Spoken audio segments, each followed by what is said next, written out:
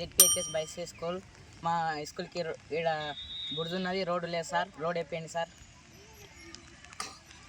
ఇక్కడ పాఠశాలలో వెళ్ళడానికి దారి మొత్తం వర్షం పడితే బురద ఉంటుంది. కింద పడతారు పిల్లలు.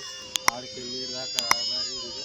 ఇక్కడ మొత్తం రేగడి మట్టి ఉన్నందున జారుతుంది. ఎంతోమంది కింద పడుతుంటారు పిల్లలు, పెద్ద మనుషులు. సారోళ్ళు కూడా చూస్తూనే ఉన్నారు కానీ ఎవరికి ఇన్ఫర్మేషన్ ఇస్తలేరు. ఉన్నత అధికారులకు తెలియజేయాలని కోరుకుంటున్నాం.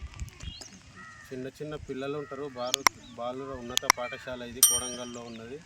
అదేవిధంగా ఇక్కడ ప్రైమరీ స్కూల్ ఉంటుంది. చిన్న పిల్లలు ఉంటారు. 3వ తరగతి 4వ తరగతి వాళ్ళు కూడా మొత్తానికి వెళ్ళడానికి ఇదే రహదారి. మొత్తం బురదమయం ఉంటుంది. మట్టి మొత్తం జారుతారు. బండి వెహికల్స్ కూడా కింద పడ్డం, 2 సార్లు కింద పడ్డం. చెప్పండి. ఈ పిల్లలకి ఇంత ఇబ్బంది అవుతుంది. మంచి రోడ్డు మాత్రం స్కూల్ వరకు వేయండి సార్. ఈ రోడ్డు ఉంటే ఇక్కడ పిల్లలకి ఇబ్బంది కాకుండా ఉంటుంది. మాకు వాళ్ళకి తిప్పాలి, టీచర్ల కొరకు తిప్పాలి. ఒక ఆటో రాదు, ఏమి రాదు. రేపు బియ్యం వచ్చినా రోడ్ ఆడ దింపిపోయింది. ఎట్లా వేసుకుందాం మేము?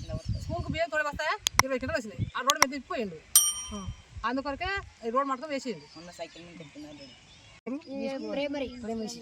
బైస్ స్కూలా రావడానికి రోడ్ వేయాల్సిందే. కష్టమైతుంది. కింద పడ్డాము మేము.